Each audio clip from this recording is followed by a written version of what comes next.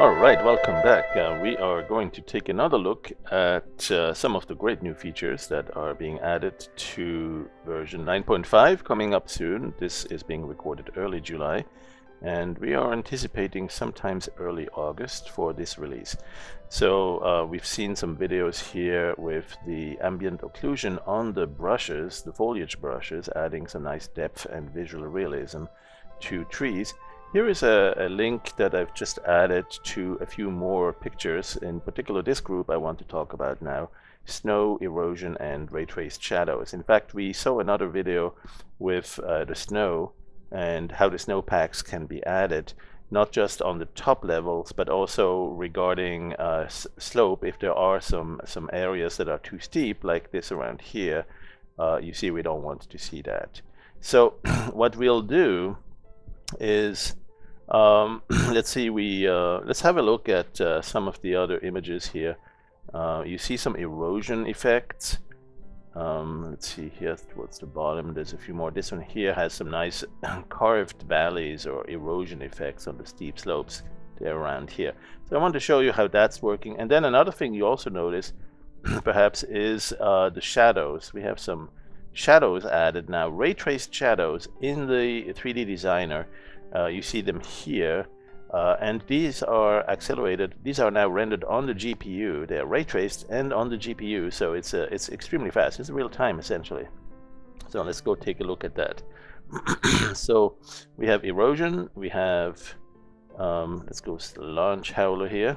This is still in beta, but let's go and let's just start with an image that will be our elevation map, some sort of a random plasma noise or something like that.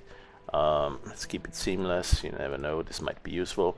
Let's also flatten it a little bit in the dark areas and bring it up higher in the brighter areas. So I'm going to go to adjusting the with the curves, a little bit on the bright area, keep it higher, and a little bit on the lower area, keep it lower.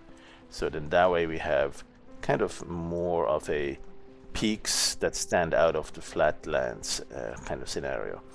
And so this is a good starting point. Let's get store this image. This is our quick snapshot. And so now what I'm going to do is go into 3D designer. Now what I'll do right here is, there it is, 3D designer. So this elevation map now looks like that. And let's focus on a couple of things. First, erosion, adding some erosion to this. So that's under the additional information here for more. And you'll see that in addition to what we talked about earlier, which is creating a texture with snowpacks and green in the valleys and some rocky colors in the middle levels, middle elevations, there is now also this erosion effect here that you can add. And that erosion effect applies the erosion to the valleys right there. So you can see that if for instance, if you zoom in, if you move your camera into this, you've now gotten some carved valleys here that you can adjust a little bit how much of that you want. Now remember that 3D designer for better interactivity will dynamically change the resolution to a lower mesh density while you're making changes. So for instance, if you adjust the depth of extrusion here, this is not the highest level of quality, and then when you let go, it shows you the better quality, better the resolution on the mesh. Disabling the mesh here, or the shading also, you can see actually not much happening here on the carving, but this extrusion here too. Actually at that level, when it's not shaded, it doesn't make a difference, but here it does. And that's really to accommodate some slower, older PCs with graphics cards that may not be fitting the needs.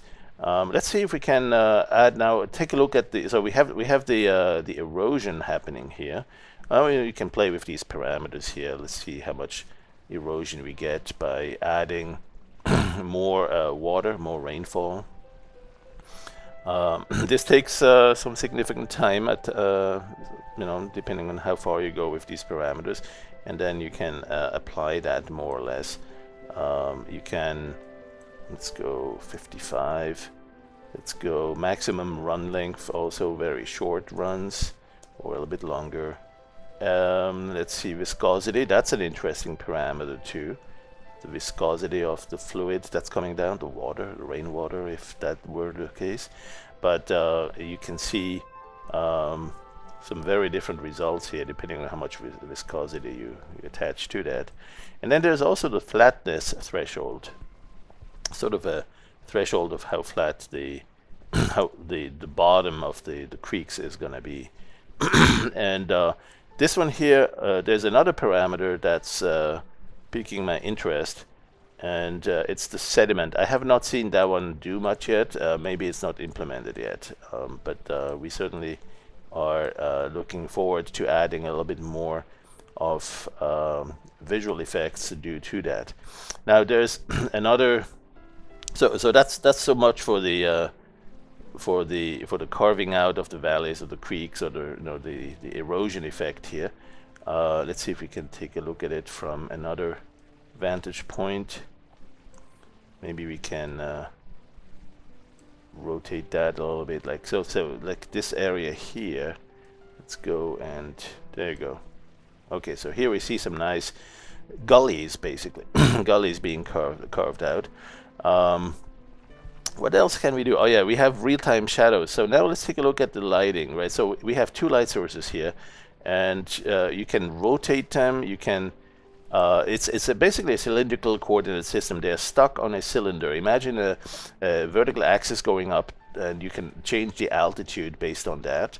You can also turn them around that cylinder periphery, and then you can bring them in closer. So that's the zenith. Into the center, or far away, and far up and around. Now right now it's not casting shadows yet, it's just doing the lighting. It's also doing specular highlights, and a little bit better than it used to be. Higher quality, higher resolution, so you can change the specular highlights as well. But you also now have this option here, the ray traced shadows. So what you see now here is that it's actually casting shadows. That is done in the GPU too now. So you have now real-time shadows in 3D Designer in the GPU. And that, of course, is just another additional level of visual realism that you can add to this. Let's go and add those textures that we've seen before. That would be for the snow caps. And let's go and adjust how much how depth we want to have on that snow cap. Let's go deep in the valley. We want some of that. Let's make the snow cap fully white. By default it has a slight bluish tint, which is kind of normal when you have the sky being blue. In fact, we might want to do that to here with the shading, because right now the shade is dark. Let's go bring the light source up a little bit brighter on this side, but also the other light source. Remember, there's two light sources, and that one may not cast the shadows. We have it, I don't know, I think it casts the shadows from the first light, which sort of represents the sun, and then we have sort of a general lighting environment from the maybe bluish sky. So this light that casts the shadow has perhaps a distinct reddish tint, and the sky light is a little bit more on the bluish side. And you can adjust the intensity of either of those. So let's see, here we have the one casting the shadows. Let's bring it down low, but not too low, so we can actually see some parts. And then we can also adjust the brightness like this, hardness of the specular highlights. And oh yeah, fog. So let's add a little bit of fog. There's two types of fog. There's the fog level for the distance fog, and then there's also the ground fog, and you can have that in linear or non-linear way. I'm gonna go change the color of the fog though, because right now the background color, which dictates the color of the fog, is black. So I'm gonna go give that one a kind of a whitish tint, and now we get these whitish ground fog levels. And you can invert that if you want to have some other very interesting effects. But I'm gonna go with just a little bit like this, but maybe instead of the linear, let's go non-linear. Yeah, that's a little bit better. And because you do want to see, you don't want to get that fog to be fully opaque too early. And then we have the distance fog. There you go. All right, so as you can see, this is what 3D Designer really is meant to be used for. It's a way to quickly create a nature scene. It's not perfect. It's not tiling endlessly like in Puppy Ray, but it's a new look at creating some vistas pretty quickly. And you can even add some ambient occlusion there that might be at times give you some additional visual realism. And again, remember there is also the real-time shade, the shadows for this one here. So let's say we try to come to a nice final view here. Yeah, something like this. Let's move back a little bit. I do have a little ghosting effect on my graphic card here. You know, your mileage may vary. There's a strong distortion here with the camera zoom. Let's say I want something like that. And then I'm gonna go adjust for more detail or less detail by pre-filtering the mesh. I'm gonna go with something a little bit more on the detail, so let's keep it at about 20-ish.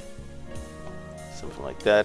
And anti-aliasing very high. When you do your final rendering, as you click OK, it's gonna take a second or two because it's doing the multipass rendering.